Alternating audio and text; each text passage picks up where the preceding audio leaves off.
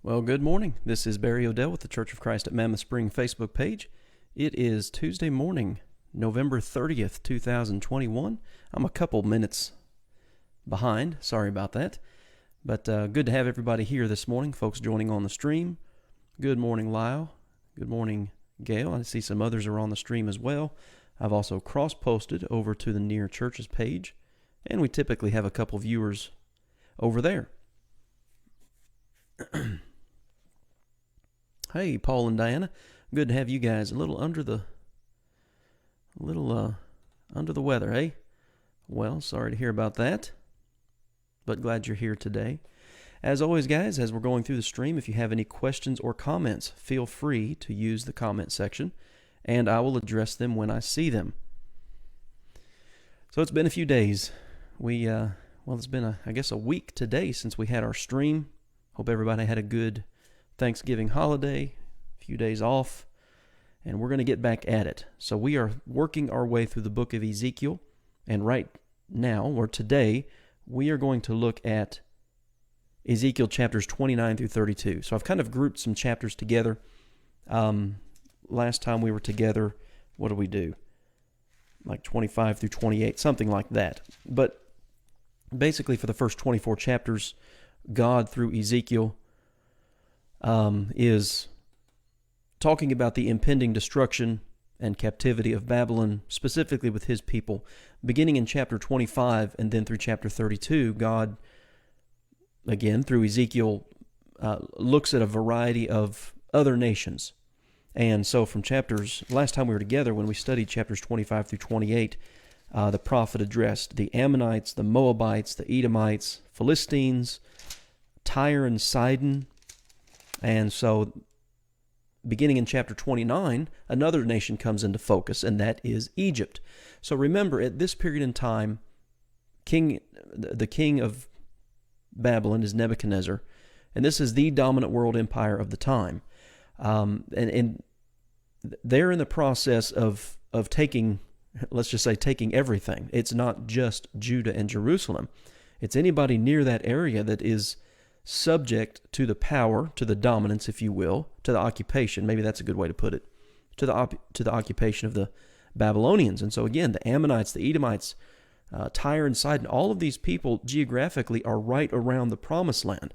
Now again, primarily we understand that God's prophets primarily address God's people, but they're also the prophets to the nations. See, everybody is subject to the will of God. And at this point in time, at this point in history, Babylon is God's instrument for judgment that he's using. One of the ways that Ezekiel talks about it throughout his book is Babylon is the sword of the Lord, that they are his instrument of, let's say, justice, okay, and judgment.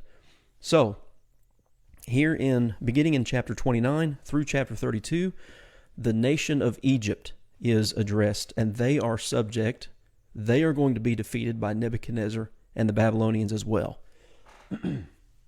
Now, Egypt is a very interesting nation to follow throughout history. There's so much history that the Egyptians are involved in. And I guess I would say to some extent, technological advances, medicine, construction, just highly intelligent people, and contributed so much to society.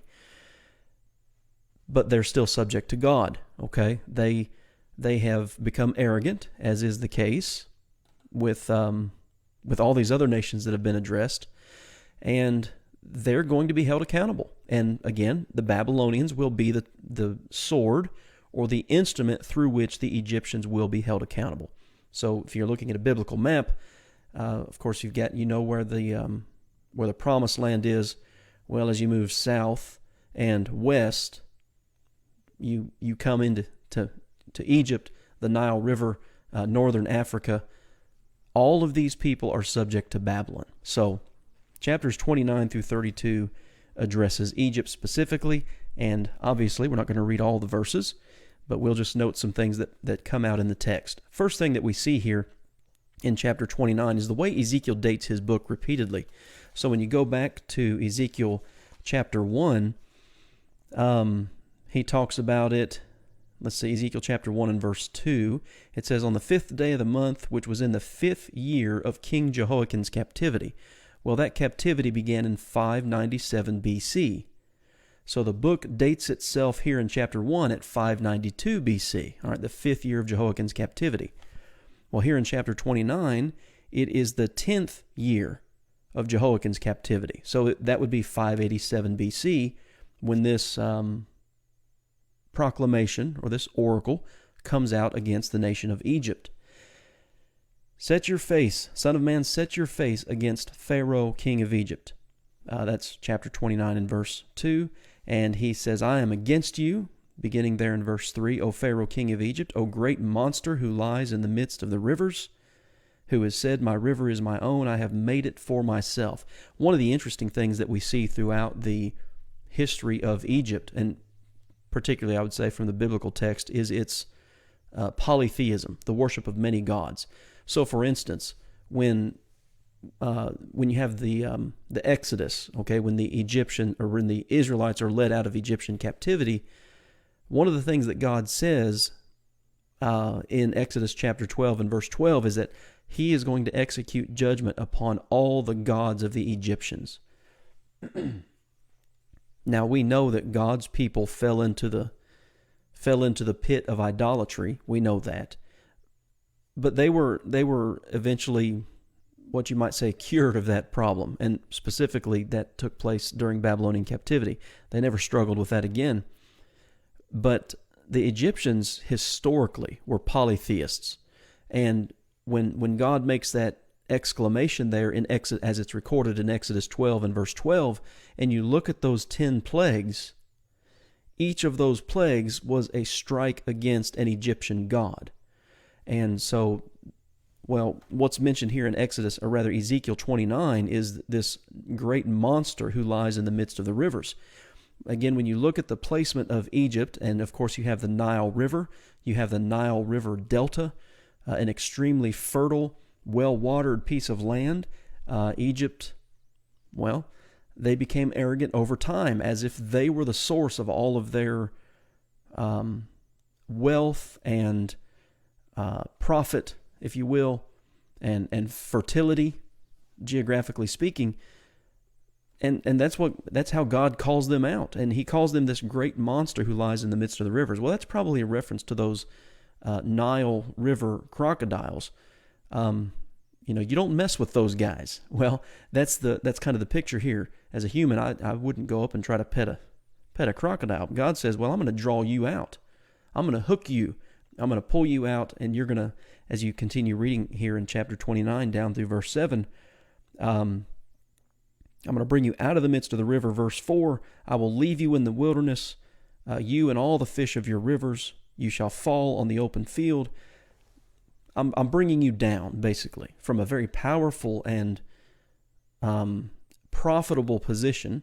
You're going to be brought down. And again, that will be accomplished by the hand of the Babylonians.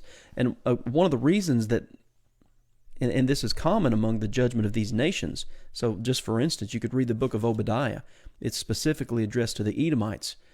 But God addresses their geographical position. Okay, they were up in the mountains, and He says, I'm going to bring you down. You have a good militaristic viewpoint from where you are, up high, kind of protected. I'm going to bring you down. That's exactly what God says here. And again, it's tied in with their arrogance. You look at Ezekiel 29 and verse 9, the land of Egypt shall become desolate and waste. Then they will know that I am the Lord, because He said, the river is mine and I have made it. Well, see, here's the thing. The river was not the Egyptians, and they certainly didn't make it. And so they're very arrogant. Verse 12, I will make the land of Egypt desolate in the midst of the countries that are desolate, and among the cities, and so on. And it talks about it lasting for 40 years, specifically there in verse 12. Now, Nebuchadnezzar, and this is recorded in Jeremiah chapter 43, Nebuchadnezzar invaded Egypt in about 582 or so and killed Nebuchadnezzar. And you might say that's the beginning of the downfall of Egypt. Well, all of this is going to result in the desolation of Egypt, but he also says that he would bring back the captives and cause them to return to the land of Pathros, to the land of their origin. That's verse 14. And we see that particularly with his people, with Judah and Jerusalem. You're going into captivity, but for them it was 70 years. When the 70 years is past, I'm going to bring you back. Well, the same thing is said here for the Egyptians. And the ultimate end of that taking place, both the captivity and the desolation, but also the return, the ultimate end of that is in verse 16 here. Then they shall know that I am the Lord God. And so he's the source, he's the origin of all that's getting ready to take place. Beginning in verse 17 in chapter 29, we jump in time here. So the prophecy is, I'm going to come against Egypt, and it's going to be Babylon who does that. And so we go from the 10th year, chapter 29 and verse 1, to verse 17 that says to the 27th year. So this would be about 570 BC. Well, why do we make that jump? Why would that jump take place? That's a 17-year difference. And this is the oldest, by the way, not the oldest. This is the latest dating that we find in the book of Ezekiel, the 27th year of Jehoiakim's captivity. Well, the reason this happens here, so you have the prophecy in 29, 1 through 16 of Egypt's destruction. Babylon's doing other things during that time before the destruction of Egypt. So specifically mentioned here in 29, beginning in verse 17, is what he's doing against Tyre, the nation of Tyre. And if my memory serves me correctly, the siege and destruction of Tyre was like a 13-year process. And I think it ended in 573 BC. I think that's correct. Well, it's after Tyre that Egypt is now kind of in the crosshairs of the Babylonians. So that's why you have that date jump here within this one chapter. And if you look down at 29 and verse 19, you have it again. I will give the land of Egypt to Nebuchadnezzar, king of Babylon, and he shall take away her wealth, carry off her spoil, and remove her pillage. This is not uncommon that we see among these nations when God brings the Babylonians against them. That's what they do. They murder, they pillage, and Egypt's no different. While that's going on, according to chapter 29 and verse 21, the strength of the house of Israel will spring forth. You know, they're going to eventually come out of Babylonian captivity. We know that happens under the Persians, specifically under King Cyrus. Read Ezra chapter 1 and you'll read about that. But while Egypt is being taken over, occupied, destroyed by Babylon, the land of Israel begins a regrowth, you might say. And so I know the New King James says here, in that day I will cause the horn of the house of Israel to spring forth. That word horn simply means the strength. They're going to return.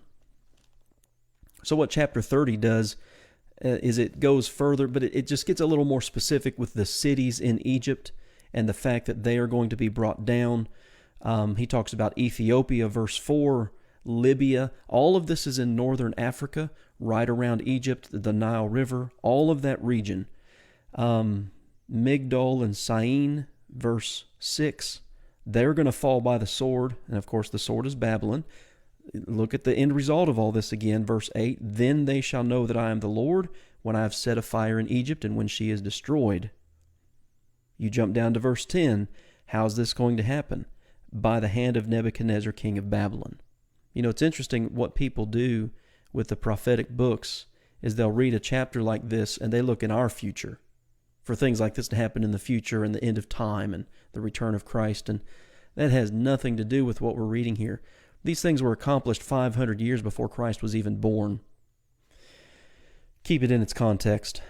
Further into chapter 30, you go down to verse 13, and you've got several cities within Egypt mentioned.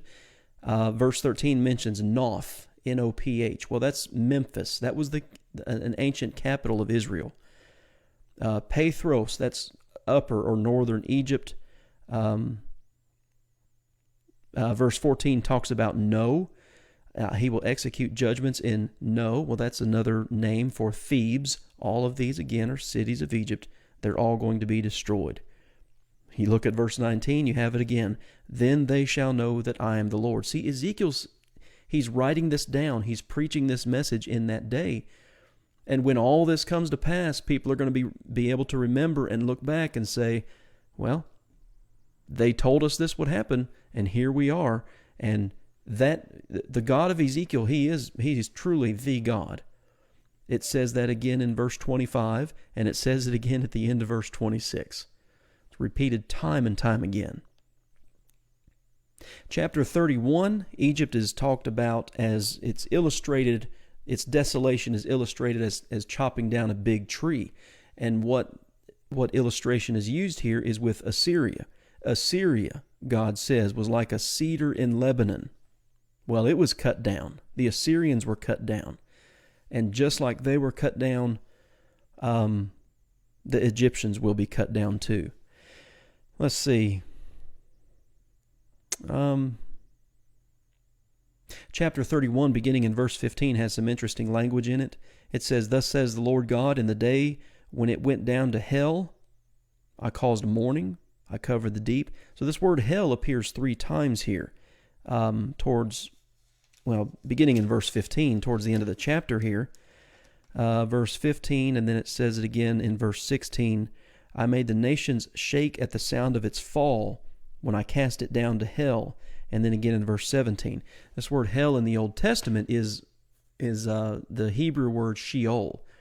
And it means to be something or someone is brought down to its lowest possible state. Okay? Hell, I think typically 21st century Americans, we think of hell, we think of the lake of fire that burns forever. It's not what he's talking about here.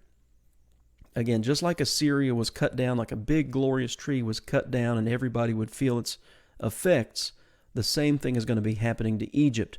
They're going to be brought down to the lowest possible position. And so when you read that there in Exodus 31, 15 through 17, about them being brought down to hell, just understand what that means. All right, they're being brought down to a lowest possible condition. Then you have chapter 32, which kind of wraps up this section against these 4 nations. And then once you get to chapter 33 and forward, we get the focus gets turned back to God's people specifically. Chapter 32 is in the 12th year, so this is about 585 BC, and this is a lamentation, okay, a mourning, an outcry for Pharaoh, the king of Egypt. And one of the things that happens in all of these judgments, whether it's against God's people or a nation like Egypt or a nation like Assyria, is that it has worldwide impact on commerce, impact on travel, trade, all of this kind of stuff. And so chapter 32 kind of deals with that specifically in regard to the fall of Egypt. Look at chapter 32, for instance, in verse... Now this is interesting, and this language is very common throughout the prophets, and Jesus uses this language too, and it's judgment language, national judgment, national catastrophe language here. So look at Ezekiel 32, begin in verse 6. It says, I will also water the land with the flow of your blood, even to the mountains, and the riverbeds will be full of you. When I put out your light. So here comes this language here. Listen to this. When I put out your light, I will cover the heavens and make its stars dark. I will cover the sun with a cloud, and the moon shall not give her light. Man, we see this language in Isaiah, Ezekiel. Jesus used this language in Matthew 24 in regard to the destruction of Jerusalem.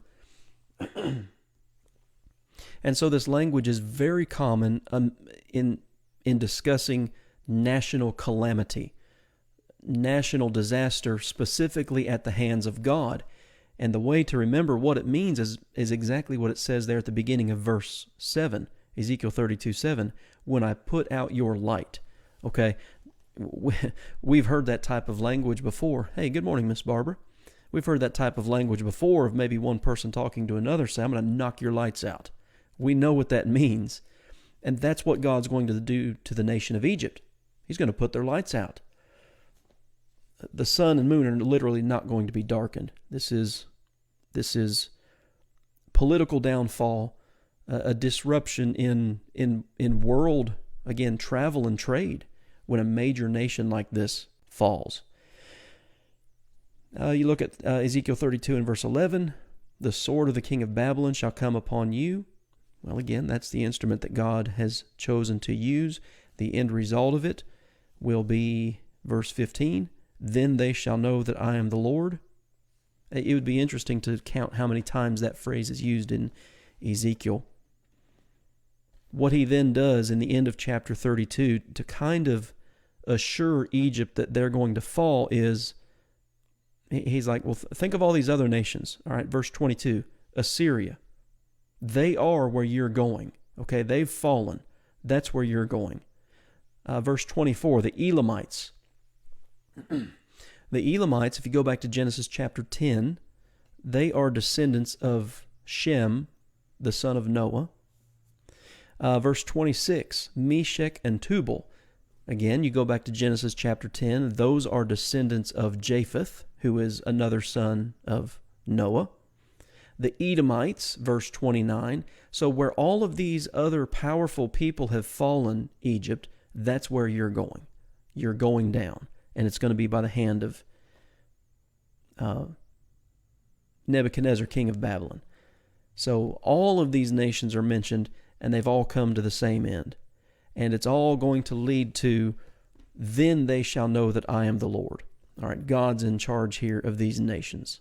So that's Ezekiel chapters 29 through 32. There's not really a lot of comment to make in regard to all of that. One thing that's interesting to do is just do a little reading on the history of Egypt, because like I said, that it's quite an interesting history that they have.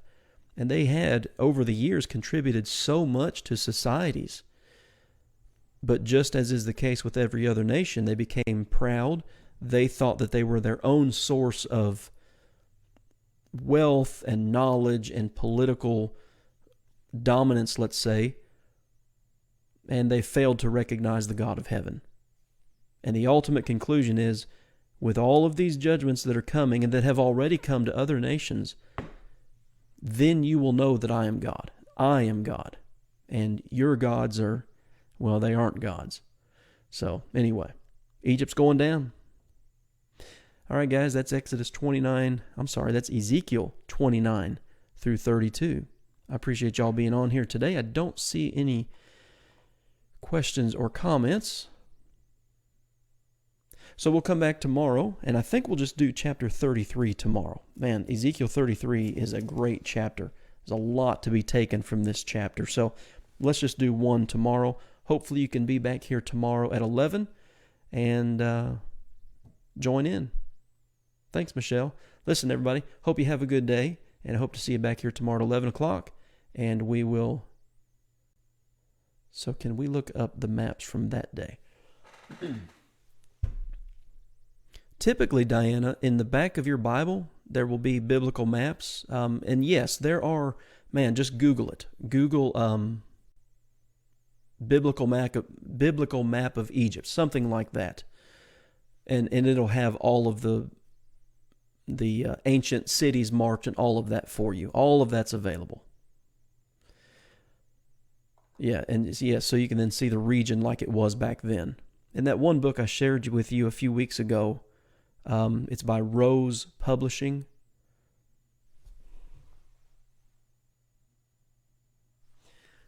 Deluxe Then and Now Bible Maps. Very helpful tool. All that stuff's out there.